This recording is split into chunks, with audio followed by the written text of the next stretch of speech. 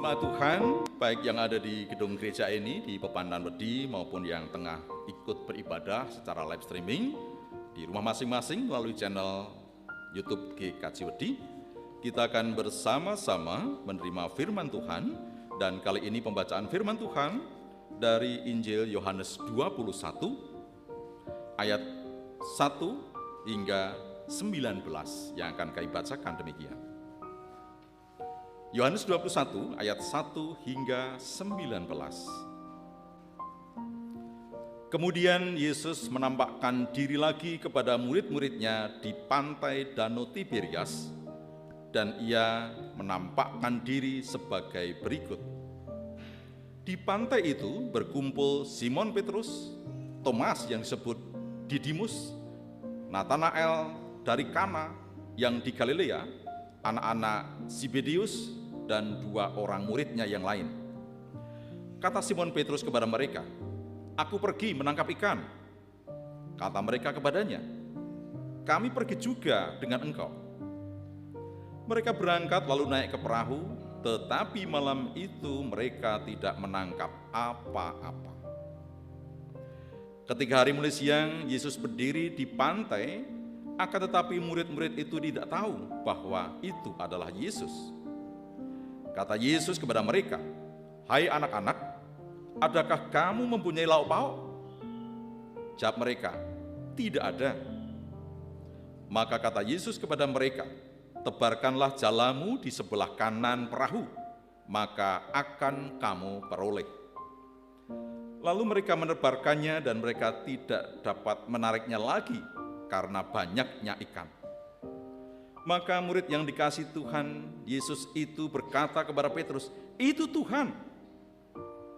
Ketika Petrus mendengar bahwa itu adalah Tuhan, maka ia mengenakan pakaiannya, sebab ia tidak berpakaian, lalu terjun ke dalam danau. Murid-murid yang lain datang dengan perahu karena mereka tidak jauh dari darat, hanya kira-kira 200 hasta saja, dan mereka menghela jala yang penuh ikan itu. Ketika mereka tiba di darat, mereka melihat api arang di atasnya ikan dan roti. Kata Yesus kepada mereka, "Bawalah beberapa ikan yang baru kamu tangkap itu." Simon Petrus naik ke perahu lalu menghela jala itu ke darat, penuh dengan ikan-ikan besar, 153 ekor banyaknya. Dan sungguh pun sebanyak itu, jala itu tidak koyak. Kata Yesus kepada mereka, "Marilah dan sarapanlah." Tidak ada di antara murid-murid itu yang berani bertanya kepadanya, "Siapakah engkau?" Sebab mereka tahu bahwa ia adalah Tuhan. Yesus maju ke depan, mengambil roti dan memberikannya kepada mereka. Demikian juga ikan itu. Itulah ketiga kalinya Yesus menampakkan diri kepada murid-muridnya sesudah ia bangkit dari antara orang mati. Sesudah sarapan, Yesus berkata kepada Simon Petrus, "Simon anak Yohanes, apakah engkau mengasihi aku lebih daripada mereka ini?" Jawab Petrus kepadanya, "Benar Tuhan, engkau tahu bahwa aku mengasihi engkau." Kata Yesus kepadanya, "Gembalakanlah domba-dombaku." Kata Yesus pula kepadanya untuk kedua kalinya, "Simon anak Yohanes, apakah engkau mengasihi aku?" Jawab Petrus kepadanya, "Benar Tuhan, engkau tahu bahwa aku mengasihi engkau." Kata Yesus kepadanya, "Gembalakan domba-dombaku." Kata Yesus kepadanya untuk ketiga kalinya, "Simon anak Yohanes, apakah engkau mengasihi aku?" Maka sedih hati Petrus karena Yesus berkata untuk ketiga kalinya, "Apakah engkau mengasihi aku?" Dan ia berkata kepadanya, "Tuhan, engkau tahu segala sesuatu. Engkau tahu bahwa aku mengasihi engkau." Kata Yesus kepadanya, "Gembalakanlah domba-dombaku. Aku berkata kepadamu, sesungguhnya ketika engkau masih muda, engkau mengikat pinggangmu sendiri dan engkau berjalan kemana saja kau kehendaki. Tetapi jika engkau sudah menjadi tua, engkau akan mengulurkan tanganmu dan orang lain akan mengikat engkau dan membawa engkau ke tempat yang tidak kau kehendaki. Dan hal ini dikatakannya untuk menyatakan bagaimana Petrus akan mati dan memuliakan Allah. Sesudah mengatakan demikian, ia berkata kepada Petrus, "Ikutlah aku." Demikian Injil Yesus Kristus. Yang berbahagia ialah mereka yang mendengarkan firman Allah dan memeliharanya. Haleluya.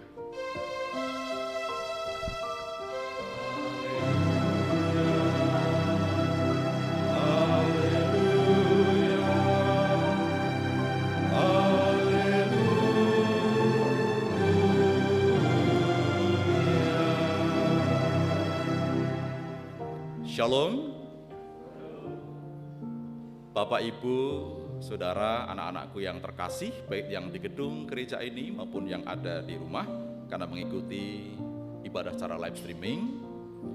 Kita sungguh bersuka cita kalau pada kesempatan kali ini kita boleh datang dalam ibadah Minggu Paskah ketiga bertepatan dengan 1 Mei 2022. Tema kita adalah rekonsiliasi. Rekonsiliasi. Manusia dapat salah, dan memang orang banyak mengatakan menungsoi nggone salah. Artinya, kehidupan kita itu tidak bersih dari kata luput, dari kata salah. Bahkan perbuatan kita, niat kita, kata-kata kita yang menurut diri kita anggap baik pun dipandang atau dirasakan oleh orang lain sesuatu yang dianggap salah. Mongko karepe iki apik, ning ternyata apike dhewe itu tidak sama dengan apiknya, baiknya orang lain. Kadang-kadang sikap kita juga harus berhati-hati, karena apa yang kita pikirkan itu belum tentu sepadan sama dengan orang lain. Sehingga situasi yang seperti ini kadang-kadang menimbulkan keretakan hubungan, ndadekke pinggeting ati, menjadikan luka batin di antara satu dengan yang lain. Luka batin, sakit hati ini tidak boleh dibiarkan menganga begitu saja. Harus ada proses untuk menyembuhkan. Maka kata rekonsiliasi adalah jawaban dari setiap persoalan, keperbedaan pandangan, keperbedaan sikap, dan keperbedaan arah dan tujuan dari setiap individu. Kalau itu individu, setiap kelompok, kalau itu bicara kelompok, setiap bangsa, kalau kita bicara setiap antar bangsa. Rekonsiliasi tidak berarti melupakan masa lalu. Rekonsiliasi adalah lekat dengan kata saling membuka diri, saling untuk memaafkan satu dengan yang lain. Walaupun tidak mungkin melupakan kesalahan masa lalu. Karena melupakan kesalahan masa lalu hanyalah akan menimbulkan sakit hati yang berkepanjangan dan akan menjadi trauma yang akan terungkap di kelak kemudian hari. Walaupun sudah ada kata maaf. Sehingga kata maaf yang diucapkan itu harus muncul dari hati yang paling dalam, harus muncul dari lewat sebuah kesadaran untuk adanya semangat rekonsiliasi. Kata maaf itu hanya 4 kata 3 huruf, M, double A, dan F. Mudah diucapkan, tetapi konsekuensinya itu berat. Karena maafkan itu harus terbuka dengan penuh menerima satu dengan yang lain. Maka konsiliasi adalah sesuatu yang sifatnya harus dilakukan kala mana kita mau bersahabat, berdamai dengan orang lain. Kata rekonsiliasi menurut KBBI apa Mbak Amel? Kamus Besar Bahasa Indonesia. Kamusnya gede. Disebut sebagai perbuatan memulihkan hubungan persaudaraan, persahabatan pada keadaan semula. Melalui perbuatan untuk menyelesaikan perbedaan. Itu menurut Kamus Besar Bahasa Indonesia. Rekonsiliasi. Bapak Ibu, saudara yang terkasih di dalam Tuhan, tepat banget kalau besok pagi saudara-saudara kita itu akan merayakan Lebaran, dan kata yang lekat bagi yang ada di Indonesia, karena itu budaya di Indonesia, adalah untuk saling memaafkan. Mudah-mudahan bukan hanya kata maaf yang diucapkan, tetapi maaf yang munculnya dari hati yang terdalam. Untuk tidak mengulang lagi. Walaupun tidak melupakan, tetapi tidak ingin mengulang lagi. Dengan penuh kesadaran kita rekonsiliasi satu dengan yang lain. Bukan manisnya kata maaf, bukan indahnya kata maaf, tetapi pendalaman makna itu yang lebih penting. Apa artinya hari ini mengatakan maaf, namun setelah berbalik badan isinya umpatan, isinya sumpah serapah? Lalu apa makna rekonsiliasi itu? Bapak Ibu saudara yang terkasih, pada kesempatan pagi ini kita dihadapkan kepada firman Tuhan yang kita baca dari Yohanes 21 ayat 1 sampai 19. Ini adalah satu peristiwa di mana Tuhan Yesus menampakkan kepada para muridnya, orang-orang yang dikasihnya, kali yang ketiga. Tuhan Yesus menjumpai orang-orang yang dikasihnya, para muridnya, di tepi danau Tiberias. Setelah Tuhan Yesus menderita, mati dan bangkit, Tuhan Yesus berkenan untuk menjumpai para murid-muridnya. Gek perlu nenopo? Fungsinya apa? Perlunya apa? Ternyata ketika Tuhan Yesus dihukum, mati, disalibkan, bahkan berita kebangkitan pun juga didengar, tapi para murid seperti patah harapan, patah semangat. Yang dulu pernah diperintahkan, pergilah kamu jadikanlah semua bangsa muridku, itu ternyata tidak nyantol di pikirannya. Para murid kembali ke kehidupan awal, kembali menjadi seorang nelayan, kembali menjadi pengembala. Nah ini kembali menjadi penjala ikan. Karena dulu juga diperintahkan untuk menjala manusia, tapi yang kita baca dalam ayat ini adalah para murid itu kembali ke pekerjaan awal, kembali ke kebiasaan awal, kembali turun ke danau untuk mencari ikan. Kita tahu yang kita baca tadi, di sini ada tokoh yang disebut-sebut, yang menjadi sentral dari bacaan kita adalah Simon Petrus. Simon Petrus ini sepertinya, dan memanglah demikian, di mata Tuhan Yesus menjadi sosok yang sentral untuk kita bicarakan. Karena ada satu rentetan peristiwa yang dilakukan oleh Simon Petrus. Ketika Tuhan Yesus ditangkap, kemudian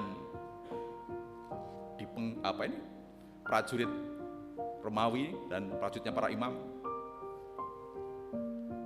dipenggal telinganya. Itu yang menggal siapa nggih? Kemudian ketika Tuhan Yesus ditangkap malam-malam di satu pengadilan, Tuhan Yesus juga akan mengatakan, sebelum ayam berkokok engkau sudah mengingkari aku 3 kali.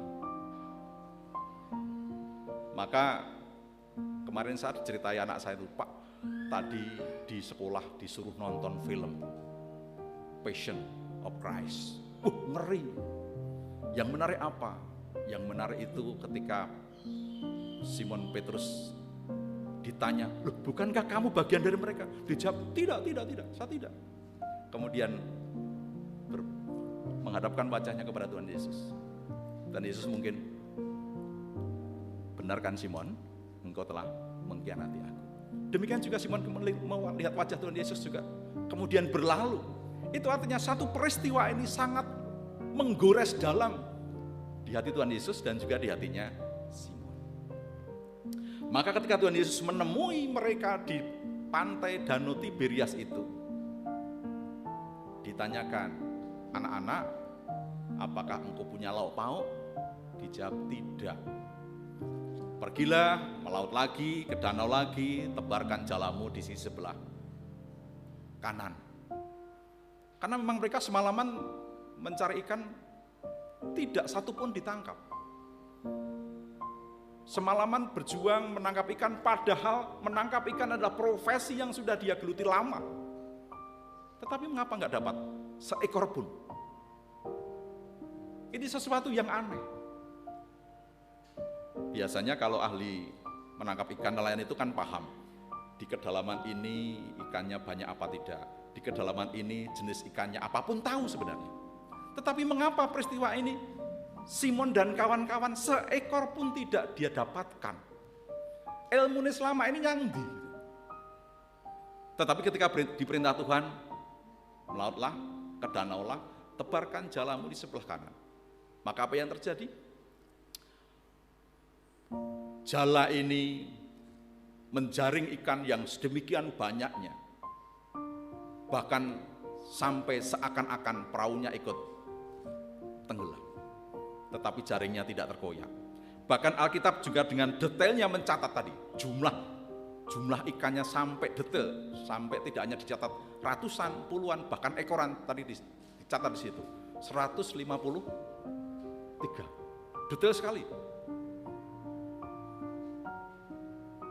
Peristiwa ini kemudian membawa para murid tadi menyadari, ini siapa yang menyuruh? Semalaman kita nggak dapat apa-apa, tetapi ketika diperintahkan tebar jala di sebelah kanan, kemudian dapat sesuatu yang luar biasa. Dia mengatakan, dia itu adalah Tuhan. Dia Tuhan. Yang lain kemudian juga bermangu-mangu. Tetapi apa yang dilakukan oleh Simon Petrus? Pakai baju, tadinya kan lego, menjaring ikan di danau, mungkin ya panas, sumuk atau basah atau gimana, bajunya dilepas. Tetapi ada teman yang mengatakan dia Tuhan. Simon Petrus kemudian terbesit di ingatannya, betapa malunya saya kalau harus bertemu Tuhan. Betapa malunya saya kalau harus bertemu dengan Tuhan Yesus. Maka buru-buru dia mengambil bajunya, dia pakai. Tidak menjumpai Tuhan Yesus. Kemana dia? Nyegur di danau, ndelik. Jangan sampai guru melihatku lagi. Ini satu peristiwa yang kalau kita tafsirkan, kalau kita rasakan betapa pergumulan yang hebat dalam diri Simon Petrus. Dia seorang murid yang luar biasa. Petrasi batu karang itu.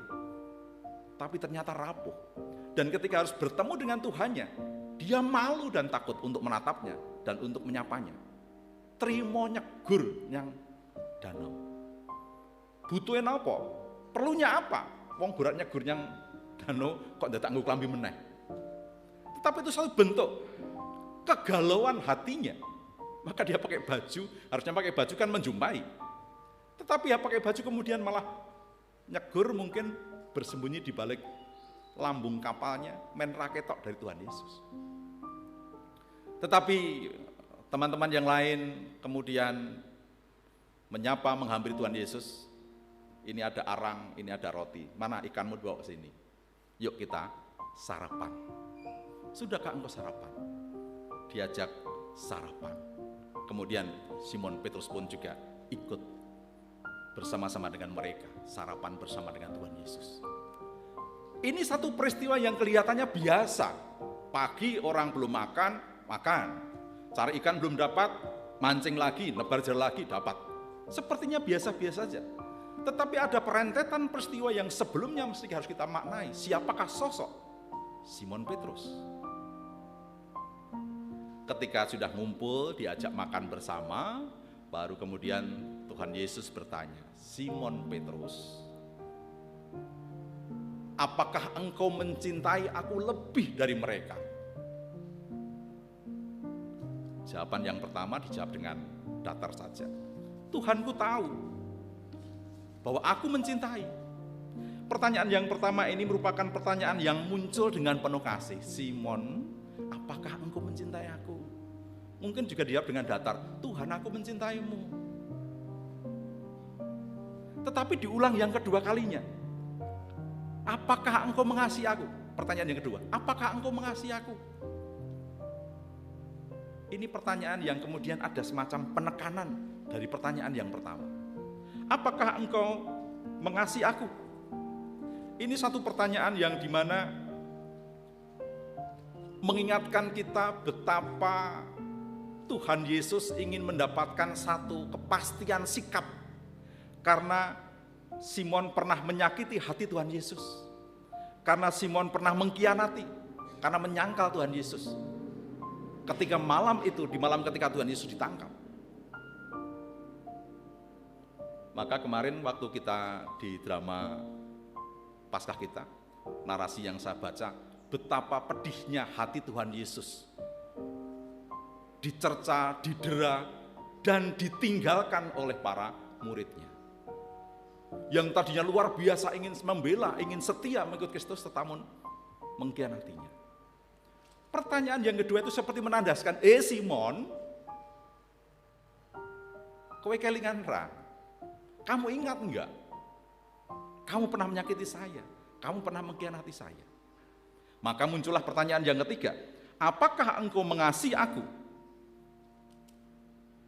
Pertanyaan yang ketiga ini kemudian membuat kegundahan hati Simon lebih. Ini apa maksud Tuhan? Sampai tanya 3 kali. Simon mulai memikir-mikir, apa maksudnya? Tetapi kalau kita lihat dari sisi Tuhan Yesus, pertanyaan yang ketiga ini mengandung makna bahwa saya siap untuk mengampuni engkau, siap berekonsiliasi dengan engkau.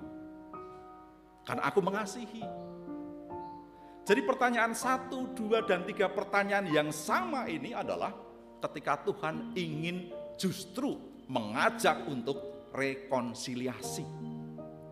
Tuhan Yesus dengan para muridnya yang sudah terbelah oleh karena pengkhianatan, yang sudah terbelah, terpisahkan oleh sebuah ketidakpahaman. Ketika Tuhan Yesus disalibkan, mati, dikuburkan, bahkan tahu kebangkitannya pun, para murid seperti kehilangan pengharapan. Maka di sini Tuhan Yesus ingin merajut kembali apa yang terpisahkan, pengkhianatan yang ada dirajut kembali untuk menjadi sebuah kebersamaan yang luar biasa. Bapak, Ibu, Saudara, jemaat terkasih di dalam Tuhan Yesus, pada hari Minggu Paskah yang ketiga ini, Yesus menjumpai kepada kita semuanya, umat miliknya yang dikasihi, baik yang di gedung gereja ini maupun yang ada di rumah. Pada masing-masing kita ditanya, apakah kamu mengasihi Tuhan Yesus? Ini adalah pertanyaan yang harus dijawab oleh kita sekalian. Pertanyaan yang sama yang pernah disampaikan oleh Tuhan Yesus kepada Simon harus kita jawab juga. Tuhan tahu engkau mengasihi aku. Kalau pertanyaan sampai 3 kali juga, maka yang ketiga kali adalah pernyataan Tuhan Yesus ingin membuka rekonsiliasi, membangun rajutan persahabatan, rajutan tugas keimanan, kenabiannya akan terikat kembali, terjalin lagi. Sehingga dengan demikian terpautnya antara murid dengan guru tercipta kembali. Demikian juga kita pun ditanya, apakah jemaat GKJ Wedi, jemaat-jemaat Tuhan di seluruh Indonesia, di seluruh bangsa ini, engkau mengasihi aku? Maka mari jawab dengan kesungguhan hati. Tuhan siap untuk rekonsiliasi, maka kita juga harus membuka tangan untuk menyambut rekonsiliasi yang diprakarsai oleh Tuhan itu sendiri. Maka dengan tegas kita mau jawab, ya Tuhan, engkau tahu, aku mengasihi engkau. Tidak berhenti sampai di situ. Perintah Tuhan berikutnya adalah, gembalakan domba-dombaku. Gembalakan domba-dombaku. Ketika kita sudah berekonsiliasi, ada tugas lagi, yakni mengembalakan domba-domba. Marilah jemaat Tuhan yang terkasih, kita saling berbagi kasih, saling berikan perhatian, saling rekonsiliasi antar sesama kita dalam keluarga, dalam bangsa ini, dalam dunia ini, dan rekonsiliasi dengan Tuhan, dan siap menyambut perintah Tuhan untuk mengembalakan domba-domba. Kita saling menggembalakan, kita saling mengasihi, dan kita saling asah, saling asuh, saling mengasihi di dalam Tuhan. Betapa indahnya berkat Tuhan yang sudah membuka diri untuk rekonsiliasi dengan kita. Sungguh mulianya Tuhan dan luar biasanya Tuhan mau berrekonsiliasi dengan kita umatnya yang penuh dengan dosa dan kadang-kadang pengkhianatan. Bapak Ibu Saudara, gembalakan domba-dombaku. Amin. Tuhan Yesus memberkati. Kita terima berkat Tuhan. Tuhan memberkati kita dan melindungi kita. Tuhan menyinari kita dengan wajah-Nya dan memberi kita kasih karunia. Tuhan menghadapkan wajah-Nya kepada kita dan memberi kita damai sejahtera. Amin.